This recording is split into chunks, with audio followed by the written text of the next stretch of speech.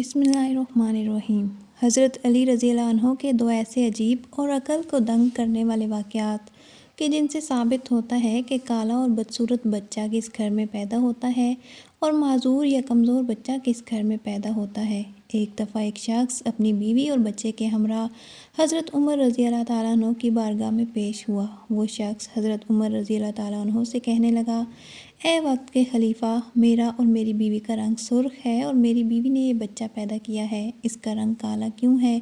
مجھے تو ایسا لگتا ہے کہ یہ بچہ میرا نہیں، میری بیوی نے کسی کے ساتھ بدکاری کی جس کی وجہ سے اس بچے کا رنگ ہم دونوں کے ساتھ نہیں ملتا۔ وہ شخص بار بار اپنی بیوی پر الزام تراشی کرتا رہا۔ بیوی نے روتے ہوئے حضرت عمر رضی اللہ تعالیٰ عنہ کو کہا، اے امیر المومنین، میں سچ بول رہی ہوں، میں نے کبھی بھی امانت میں خیانت نہیں کی، یہ میرا خاوند ہے اور یہ بچہ اسی کا۔ میں نے ہر وقت اپنے شوہر کے ساتھ وفاداری کی، میں نے ہمیشہ اپنے خاوند کی موجودگی اور غیر موجودگی میں اپنی عزت کا خیال رکھا، میرا شوہر مجھ پر یقین نہیں کر رہا۔ شوہر نے کہا، اے امیر المومنین، میری بیوی جھوٹ بول رہی ہے، یہ بچہ میرا نہیں ہے، یہ بچہ کسی اور کا ہے۔ اگر یہ بچہ میرا ہوتا تو اس کا رنگ ہم دونوں جیسا ہوتا۔ اس بچے کو دیکھ کر صاف صاف ظاہر ہوتا ہے یہ بچہ میرا نہیں، میری بیوی جھوٹ بولتی ہے۔ بیوی مسلسل زاروں کے تار رو رہی تھی۔ خاوند اپنی بیوی کی ایک بات سننے کو بھی تیار نہیں تھا۔ یہ معاملہ بہت ہی پیچیدہ تھا۔ حضرت عمر رضی اللہ تعالیٰ عنہ سوچ میں پڑ گئے کہ اس معاملے کو کس طرح سے حل کیا جائے۔ حضرت عمر رضی اللہ تعالیٰ عنہ نے سوچا کیوں نہ اس معاملے میں داماد رسول حضرت علی شیر خدا سے مدد لی جائے۔ حضرت عمر رضی اللہ تعالیٰ عنہ خاوند، بیوی اور بچے کو ساتھ لے کر حضرت علی رضی اللہ تعالیٰ عنہ کے پاس تشریف لے گئے۔ انہوں نے حضرت علی رضی اللہ تعالیٰ عنہ کو سلام پیش کیا۔ حضرت علی رضی اللہ تعالیٰ عنہ نے سلام کا جواب دیا۔ حضرت علی رضی اللہ تعالیٰ عنہ نے دریافت کیا، اے عمر رضی اللہ تعالیٰ عنہ، کیسے آنا ہوا؟ حضرت عمر رضی اللہ تعالیٰ عنہ نے فرمایا، اے علی رضی اللہ تعالیٰ عنہ، ہم یہ مسئلہ پوچھنے کے لیے آپ کے پاس تشریف لائے ہیں۔ حضرت علی رضی اللہ تعالیٰ عنہ نے خاوند سے کہا، اے بندے، میں جو کچھ بھی پوچھوں گا تم نے اس کا جواب سچ سچ بتانا ہے۔ اس شخص نے کہا، ٹھیک ہے، پوچھئے، کیا پوچھنا چاہتے ہیں؟ میں آپ کو سچ بات ہی بتاؤں گا۔ حضرت علی رضی اللہ تعالیٰ عنہ نے پوچھا، اے اللہ کے بندے، جب تیری بیوی حالت حیض میں تھی کیا تو نے اپنی بیوی کے ساتھ ہم بستری کی تھی؟ یہ سوال سن کر آدمی نے کچھ لمحے کے لیے خاموشی اختیار کی، پھر کہنے لگا، ہاں، یہ بات سچ ہے کہ میری بیوی حالت حیض میں تھی تو میں نے اپنی بیوی کے ساتھ ہم بستری کی۔ حضرت علی رضی اللہ تعالیٰ عنہ فرمانے لگے، اے بندے، یہ بچہ تمہارا ہی ہے، بلا وجہ اپنی بیوی پر الزام تراشی نہ کرو۔ جب تو نے بیوی کے ساتھ حیض کے دنوں میں ہم بستری کی تو تیرا نطفہ تمہاری بیوی کے سیاہ خون میں مل گیا، جس کی وجہ سے بچے کا رنگ سیاہ ہو گیا۔ اگر تم بیوی کے ساتھ حالت حیض کے دنوں میں ہم بستری کرو گے تو بچے کالے اور بدصورت ہی پیدا ہوں گے۔ اے شخص، آج کے بعد یہ بات اپنے ذہن میں بٹھا لو کہ حدیث اور قرآن میں حیض کی حالت میں ہم بستری کرنا حرام اور سخت گناہ قرار دیا گیا ہے۔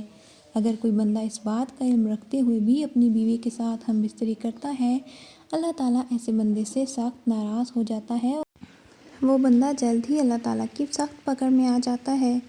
اب ہم آپ کو بتاتے ہیں کہ معذور اور کمزور بچے کن گھروں میں جنم لیتے ہیں۔ مدینہ منورہ کا واقعہ ہے کہ ایک خوبصورت اور جوان لڑکی کی شادی ایک بوڑھے آدمی سے ہو گئی۔ شادی کی پہلی رات میاں بیوی نے ہم بستری کی۔ اتفاقاً شوہر کا اسی رات وصال ہو گیا۔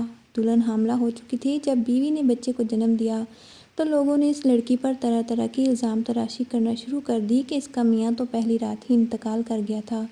اس لڑکی نے جس بچے کو جنم دیا ہے وہ بچہ حرام کا بچہ ہے، اس کے خاوند کا نہیں، کیونکہ وہ تو پہلی رات ہی مر گیا تھا۔ پھر یہ بچہ کیسے پیدا ہو گیا؟ اس بوڑھے کی یہ دوسری شادی تھی۔ اس بوڑھے کا پہلی بیوی سے ایک لڑکا تھا۔ اس لڑکے نے اپنی سوتیلی ماں پر الزام لگانا شروع کر دیا۔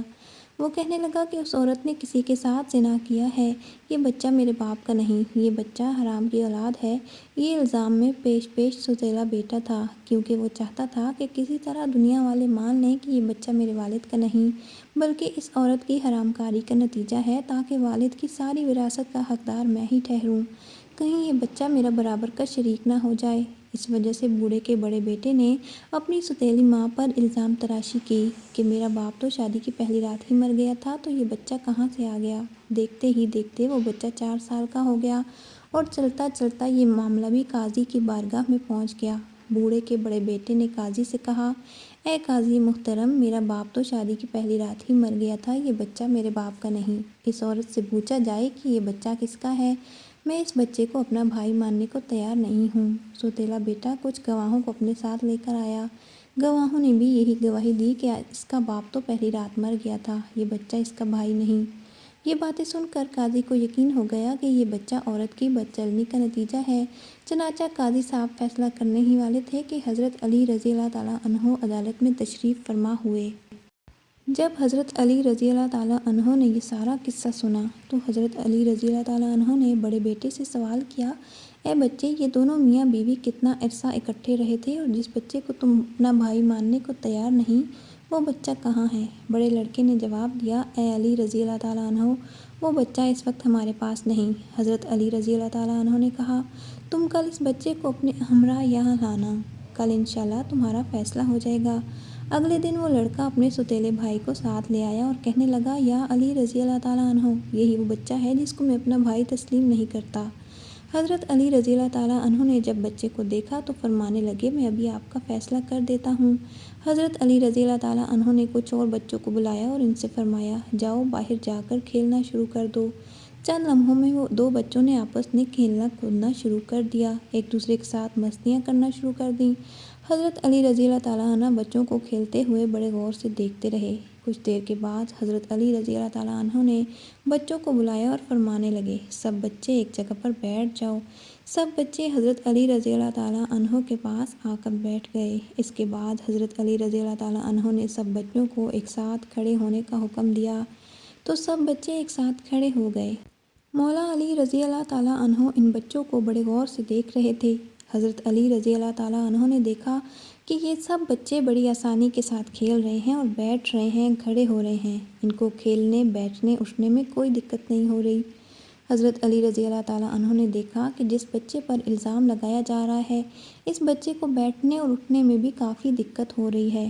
آپ رضی اللہ تعالیٰ عنہ نے یہ فیصلہ سنایا کہ یہ بچہ اسی بوڑھے شخص کا ہے، کیونکہ اس بچے میں کچھ کمزوریاں ہیں جس کو دیکھ کر یہ ظاہر ہوتا ہے کہ یہ بوڑھے باپ کا بچہ ہے۔